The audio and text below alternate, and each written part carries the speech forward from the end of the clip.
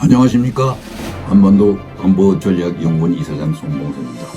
오늘은 대북 지원이 오히려 비수의 칼로 돌아온다 라는 주제를 가지고 방송을 시작하겠습니다.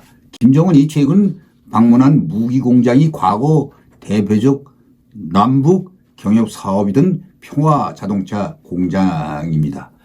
평화자동차 공장은 통일여과 남북 합작 형태로 북한 남포에 세운 회사입니다. 2007년 방북한 노무현 전 대통령이 이곳을 찾기도 했습니다. 통일교 측은 2012년 완전히 손을 뗀 것으로 알려지고 있습니다. 지금 이 공장에서 신형 240mm 방사포 발사 차량이 생산되고 있다고 합니다.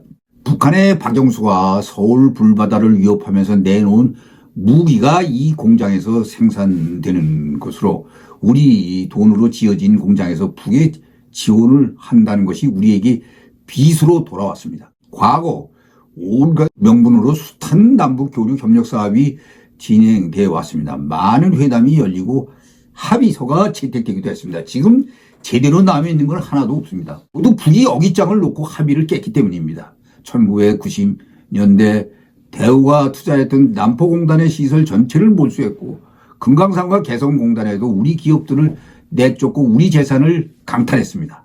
우리 정부가 개성에 지은 남북공동연락사무소는 폭파해버렸습니다. 올해 들어서는 동족도 아니다.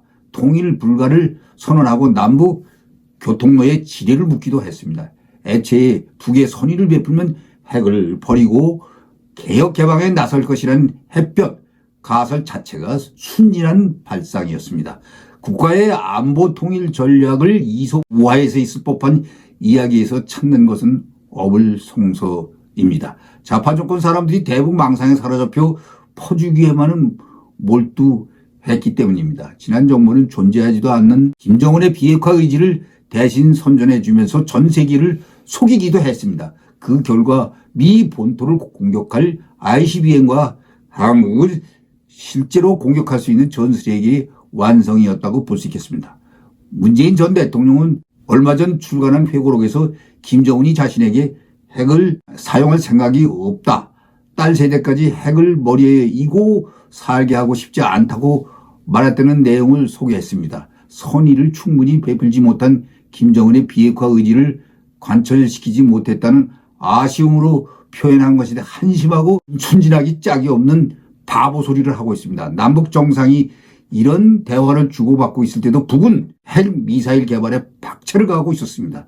대북 정책은 북의 실체와 의도를 냉정하게 파악하는 것에서 시작해야 하는데 우리가 그동안 대북 재현 내용을 하면서 살펴볼 필요가 있습니다.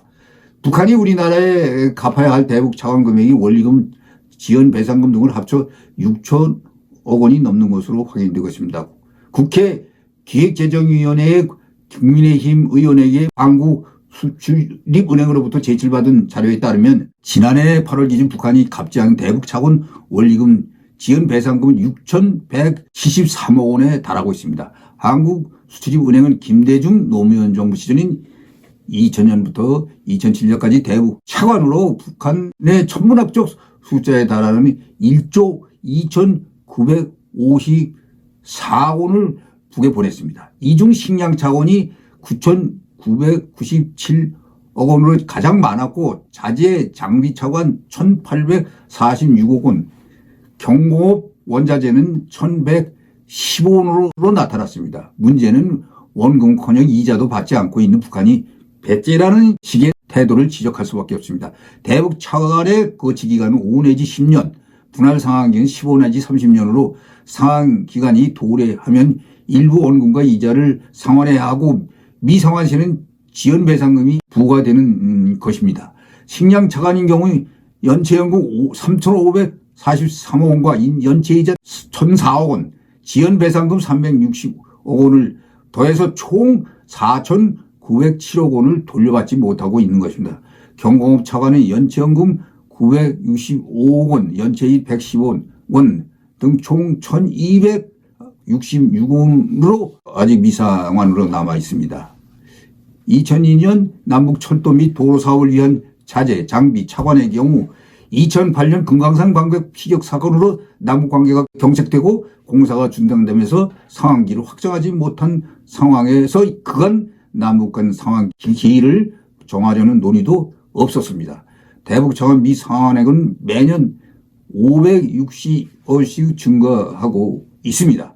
최근 10여 년간 대북 차관 수탁기관인 한국수출입은행은 평양 조선무역은행의 국제의표는 핵스를 통해서 76차례나 상환 촉구 공문을 발송했는데 북한은 지금까지 단 한 번도 회신이 없었습니다. 문재인 정부는 국민의 혈세로 빌려준 대북 차관 상환 문제는 내팽개치고 국정적 대북 관계에 기반한 보여지기식 평화쇼야만 골몰했었습니다. 윤석열 정부는 최근 적극적인 차관 상환 요구와 함께 북한 해외 자산에 대한 압류 조치 등 우리 국민의 이익을 위한 다양한 수단을 강구해야 한다고 이야기하고 있습니다. 하지만 윤 정부는 과거처럼 인도적 지원에 대해서는 정치 군사적 상황과 달리 추진하겠다는 정책을 계속 펼 것이라고 했습니다. 최근 들어 최소 범위에서 대북 영양보건 협력 사업은 북한 취약계층의 인도적 상황 개선을 위한 국내 민간단체 사업에 사업당 5억 원 안에서 총 100억을 지원한다는 내용이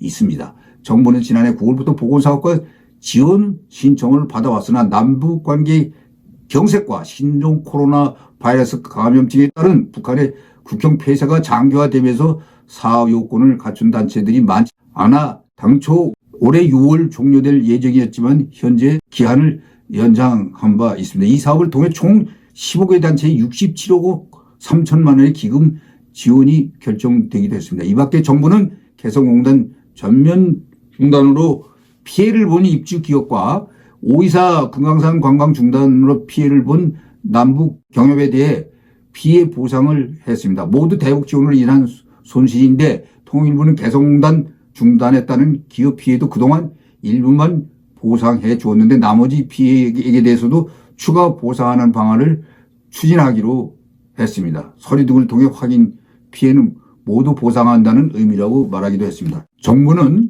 개성공단 전면 중단을 선언한 이후에도 입주기업에 모두 5,079억 원을 보상했습니다.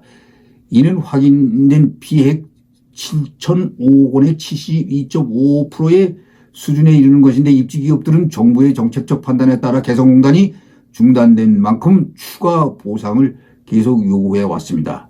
이에 통일부는 기업 피해 중 원부자재나 완제품 등 유동자산 피해에 대해서도 추가 보상한다는 계획이라고 했습니다. 유동자산은 확인 피해액 65%인 1,214억 원만 보상된 바 있습니다. 토지나 공장, 기계 등 투자자산 피해에 대해서도 협의 후 추가 보상을 추진키로 했습니다. 통일부 관계자는 유동자산 피해는 입주기업의 부자재를 공급하는 협력업체에도 연쇄적으로 파급을 미친다면서 영세기업인을 지원하는 차원에서라도 적극적으로 추가 보상을 추진할 계획이라고 말했습니다.